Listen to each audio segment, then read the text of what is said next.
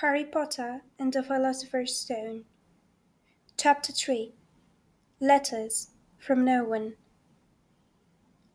The escape of the Brazilian boa constrictor earned Harry his longest ever punishment. By the time he was allowed out of his cupboard again, the summer holidays had started, and Dudley had already broken his new video camera, crashed his remote control airplane, and, first time out on his racing bike, knocked down old Mrs. Fig as she crossed Privet Drive on her crutches. Harry was glad school was over, but there was no escaping Dudley's gang, who visited the house every single day. Piers, Dennis, Malcolm, and Garden were all big and stupid, but as Dudley was the biggest and stupidest of the lot, he was the leader. The rest of them were all quite happy to join in Dudley's favorite sport, Harry hunting. This was why Harry spent as much time as possible out of the house, wandering around and thinking about the end of the holidays, where he could see a tiny ray of hope. When September came, he would be going off to secondary school, and, for the first time in his life, he wouldn't be with Dudley. Dudley had been accepted at Uncle Vernon's old private school, Smell Things.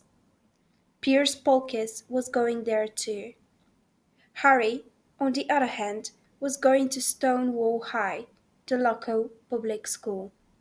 Dudley thought this was very funny. They stuff people's heads down the toilet the first day at Stonewall, he told Harry. Want to come upstairs and practice? No thanks, said Harry. The poor toilets never had anything as horrible as your head down it. It might be sick. Then he ran before Dudley could work out what he'd said. One day in July, Aunt Petunia took Dudley to London to buy his Smeltings uniform, leaving Harry at Mrs. Figg's. Mrs. Figg wasn't as bad as usual. It turned out she's broken her leg tripping over one of her cats, and she didn't seem quite as fond of them as before. She let Harry watch television and gave him a bit of chocolate cake that tasted as though she'd had it for several years. That evening, Dudley paraded around the living room for the family in his brand new uniform. Smelting's boys wore maroon tailcoats, orange knickerbockers, and flat straw hats called boaters. They also carried knobbly sticks, used for hitting each other while the teachers weren't looking. This was supposed to be good training for later life. As he looked at Dudley in his new knickerbockers, Uncle Vernon said gruffly that it was the proudest moment of his life. Aunt Petunia burst into tears and said she couldn't believe it was her Ickle Dudleykins who looked so handsome and grown up. Harry didn't trust himself to speak. He thought two of his ribs might already have cracked from trying not to laugh. There was a horrible smell in the kitchen the next morning when Harry went in for breakfast. It seemed to be coming from a large metal tub in the sink. He went to have a look. The tub was full of what looked like dirty rags swimming in grey water. What's this? He asked Aunt Petunia. Her lips tightened, as they always did if he dared to ask a question. Your new school uniform, she said. Harry looked in the bowl again. Oh, he said. I didn't realize it had to be so wet. Don't be stupid, snapped Aunt Petunia. I'm dyeing some of Dudley's old things grey for you. It will look just like everyone else when I'm finished. Harry seriously doubted this, but thought it best not to argue. He sat down at the table and tried not to think about how he was going to look on his first day at Stonewall High. Like He was wearing bits of old elephant skin, probably. Dudley and Uncle Vernon came in, both with wrinkled noses because of the smell from Harry's new uniform. Uncle Vernon opened his newspaper as usual, and Dudley banged his smelting stick, which he carried everywhere, on the table. They heard the click of the mail slot and flop of letters on the doormat. Get the mail, Dudley, said Uncle Vernon from behind his paper. Make Harry get it. Get the mail, Harry. Make Dudley get it. Poke him with your smelting stick, Dudley. Harry dodged the smelting stick and went to get the mail. Three things lay on the doormat. A postcard from Uncle Vernon's sister Marge, who was vacationing on the Isle of Wight, a brown envelope that looked like a bill, and a letter for Harry. Harry picked it up and stared at it, his heart twanging like a giant elastic band. No one ever, in his whole life, had written to him. Who would? He had no friends, no other relatives. He didn't belong to the library, so he'd never even got rude notes asking for books back. Yet here it was, a letter, addressed so plainly there could be no mistake. Mr. H. Potter, the cupboard under the stairs, 4 Privet Drive, Little Winding, Surrey. The envelope was thick and heavy, made of yellowish parchment, and the address was written in emerald green ink. There was no stamp. Turning the envelope over, his hand trembling, Harry saw a purple wax seal bearing a coat of arms, a lion, an eagle, a badger, and a snake surrounding a large letter H. Hurry up, boy, shouted Uncle Vernon from the kitchen. What are you doing? Checking for letter bombs? He chuckled at his own joke. Harry went back to the kitchen, still staring at his letter. He handed Uncle Vernon the bill and the postcard, sat down, and slowly began to open the yellow envelope. Uncle Vernon ripped open the bill, snorted in disgust, and flipped over the postcard. March Sill, he informed Aunt Petunia, ate a funny whelk. Dad, said Dudley suddenly, Dad, Harry's got something. Harry was on the point of unfolding his letter, which was written on the same heavy parchment as the envelope, when it was jerked sharply out of his hand by Uncle Vernon. That's mine, said Harry, trying to snatch it back. Who'd be writing to you? Sneered Uncle Vernon, shaking the letter open with one hand and glancing at it. His face went from red to green, faster than a set of traffic lights. And it didn't stop there. Within seconds it was the greyish white of old porridge. Petunia, he gasped. Dudley tried to grab the letter to read it, but Uncle Vernon held it high out of his reach. Aunt Petunia took it curiously and read the first line. For a moment it looked as though she might faint. She clutched her throat and made a choking noise. Vernon, oh my goodness, Vernon. They stared at each other, seeming to have forgotten that Harry and Dudley were still in the room. Dudley wasn't used to being ignored. He gave his father a sharp tap on the head with his smelting stick. I want to read that letter, he said loudly. I want to read it, said Harry furiously, as it's mine. Get out, both of you, croaked Uncle Vernon, stuffing the letter back inside its envelope. Harry didn't move. I want my letter, he shouted. Let me see it, demanded Dudley. Out!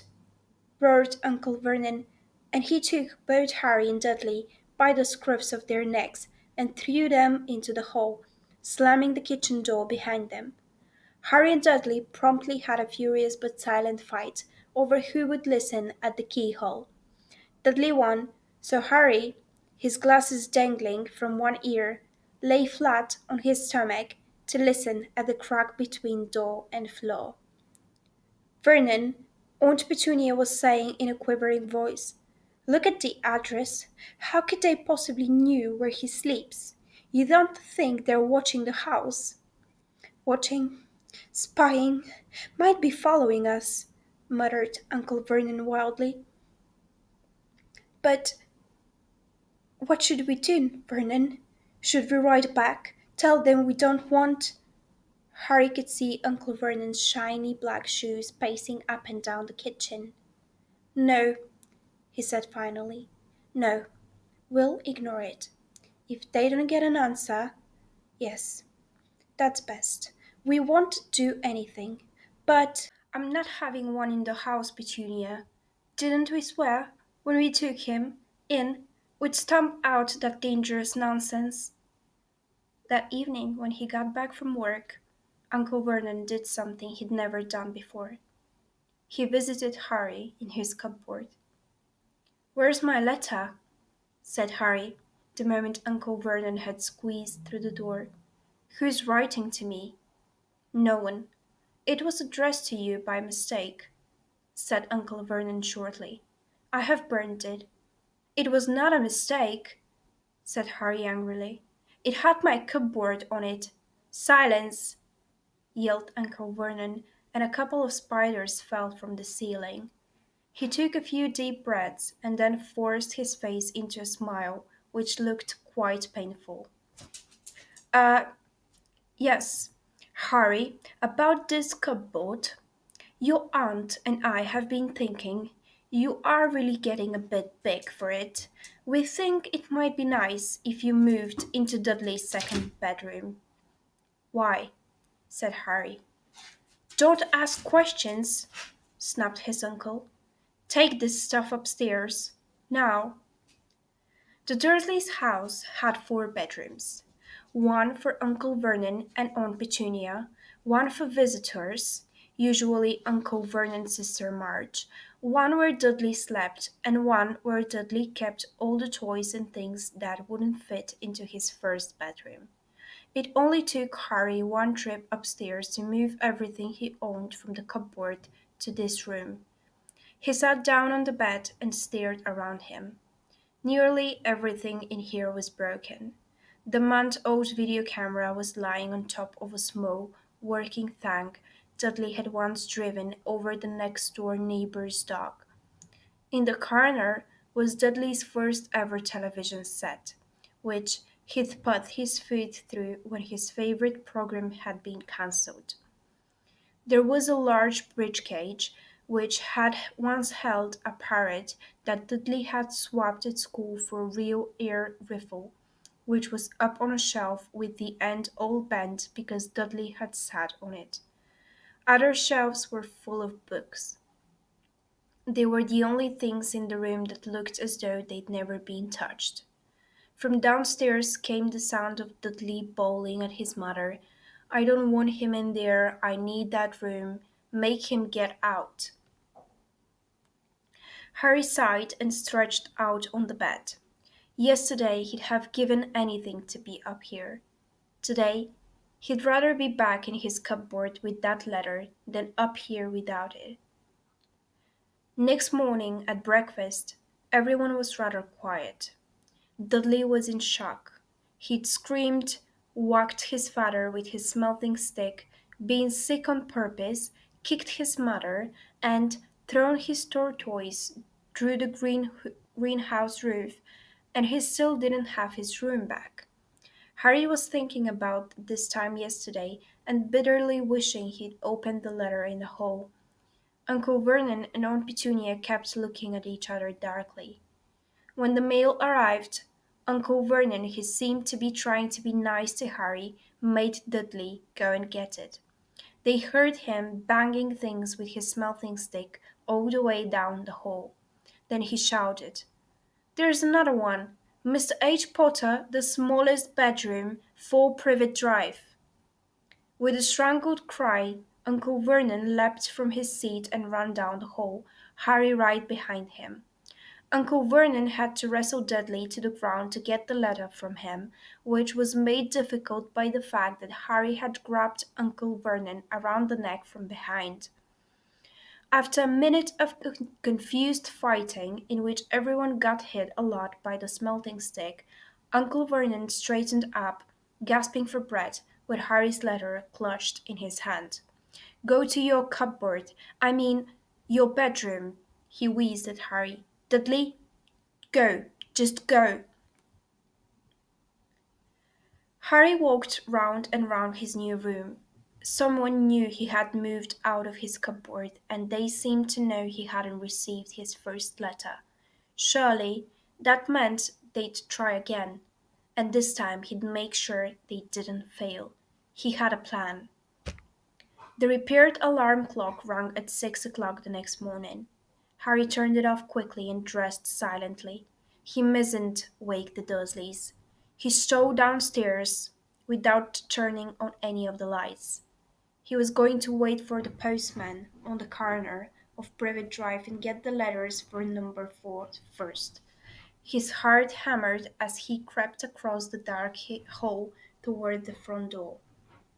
Ah! Harry leapt into the air. He'd trodden on something big and squashy on the doormat. Something alive. Lights clicked on upstairs, and to his horror, Harry realized that the big squashy something had been his uncle's face. Uncle Vernon had been lying at the foot of the front door in a sleeping bag, clearly making sure that Harry didn't do exactly what he'd been trying to do. He shouted at Harry for about half an hour and then told him to go and make a cup of tea. Harry shuffled miserably off into the kitchen, and by the time he got back, the mail had arrived right into Uncle Vernon's lap. Harry could see 3 letters addressed in green ink. I want, he began, but Uncle Vernon was tearing the letters into pieces before his eyes. Uncle Vernon didn't go to work that day. He stayed at home and nailed up the mail slot. See, he explained to Aunt Petunia through a mouthful of nails. If they can't deliver them, they'll just give up. I'm not sure that will work, Vernon. Oh, these people's minds work in strange ways, Petunia. They're not like you and me, said Uncle Vernon, trying to knock in a nail with the piece of fruit cake Aunt Petunia had just brought him. On Friday, no less than 12 letters arrived for Harry. As they couldn't go through the mail slot, they had been pushed under the door, slotted through the sides, and a few even forced through the small window in the downstairs bathroom. Uncle Vernon stayed at home again. After burning all the letters, he got out a hammer and nails and boarded up the cracks around the front and back doors so no one could go out. He hummed tiptoe through the tulips as he worked and jumped at small noises. On Saturday, things began to get out of hand. 24 letters to Harry found their way into the house, rolled up and hidden inside each of the 2 dozen eggs that their very confused milkman had handed Aunt Petunia through the living room window, while Uncle Vernon made furious telephone calls to the post office and the diary trying to find someone to complain to. Aunt Petunia shredded the letters in her food processor. Who on earth wants to talk to you this badly? Dudley asked Harry in amazement. On Sunday morning, Uncle Vernon sat down at the breakfast table, looking tired and rather ill, but happy. No post on Sundays, he reminded them cheerfully as he spread marmalade on his newspaper. No damned letters today. Something came whizzing down the kitchen chimney as he spoke and caught him sharply on the back of the head. Next moment, 30 or 40 letters came pelting out of the fireplace like bullets. The Dursleys ducked, but Harry leapt into the air, trying to catch one. Out! Out! Uncle Vernon seized Harry around the waist and threw him into the hall. When Aunt Petunia and Dudley had run out with their arms over their faces, Uncle Vernon slammed the door shut. They could hear the letters still streaming into the room, bouncing off the walls and floor. "That does it," said Uncle Vernon, trying to speak calmly, but pulling great tufts out of his mustache at the same time. "I want you all back here in 5 minutes ready to leave. We are going away. Just pack some clothes. No arguments." He looked so dangerous with half his mustache missing that no one dared to argue. 10 minutes later, they had wrenched their way through the boarded up doors and were in the car, speeding toward the highway. Dudley was sniffling in the back seat. His father had him round the head for holding them up while he tried to pack his television, VCR, and computer in his sports bag. They drove, and they drove. Even Aunt Petunia didn't dare ask where they were going. Every now and then, Uncle Vernon would take a sharp turn and drive in the opposite direction for a while. Shake him off, he would mutter whenever he did this.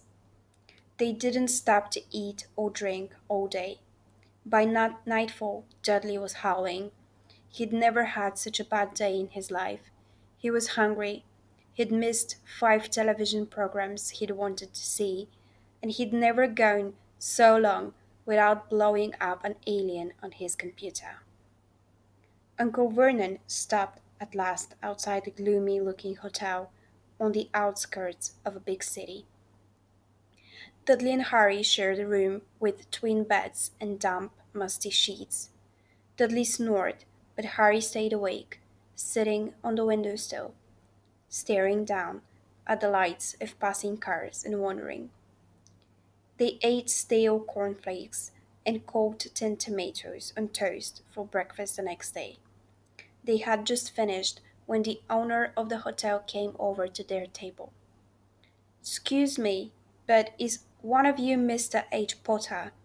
Only I got about 100 of these at the front desk." She held up a letter so they could read the green ink address.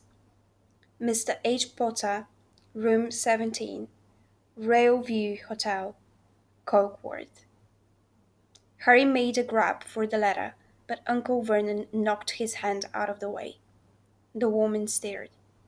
"I'll take them," said Uncle Vernon, standing up quickly and following her from the dining room.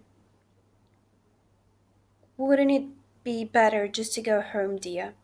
Aunt Petunia suggested timidly, hours later, but Uncle Vernon didn't seem to hear her.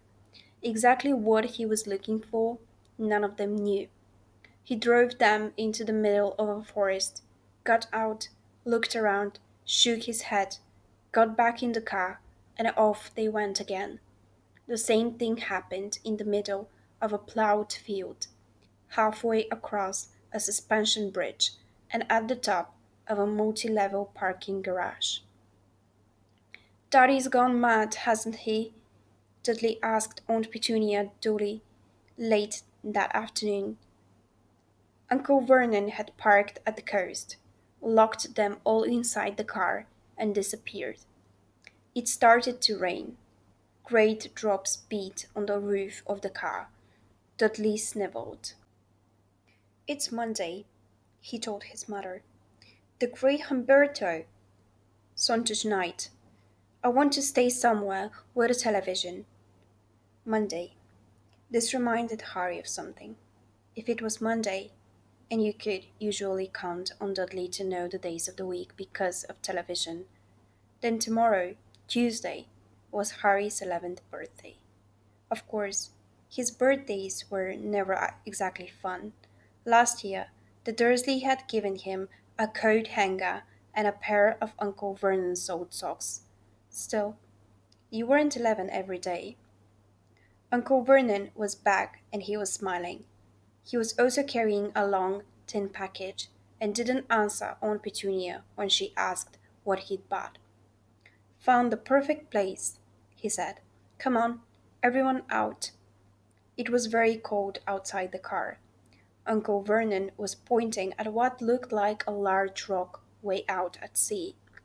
Perched on top of the rock was the most miserable little shack you could imagine. One thing was certain: there was no television in there. Storm forecast for tonight, said Uncle Vernon gleefully, clapping his hands together, and this gentleman's kindly agreed to lend us his boat. A toothless old man came ambling up to them, pointing with a rather wicked grin at an old rowboat bobbing in the iron grey water below them. I've already got us some rations, said Uncle Vernon, so all aboard. It was freezing in the boat. Icy sea spray and rain crept down their necks, and a chilly wind whipped their faces. After what seemed like hours, they reached the rock, where Uncle Vernon, slipping and sliding, led the way to the broken down house. The inside was horrible. It smelled strongly of seaweed. The wind whistled through the gaps in the wooden walls, and the fireplace was damp and empty. There were only two rooms. Uncle Vernon's rations turned out to be a bag of chips, each, and four bananas. He tried to start a fire, but the empty chip bags just smoked and shriveled up. Could do with some of those letters now, he said cheerfully. He was in a very good mood. Obviously, he thought nobody stood a chance of reaching them here in a storm to deliver mail. Harry privately agreed, though the thought didn't cheer him up at all. As night fell, the promised storm blew up around them.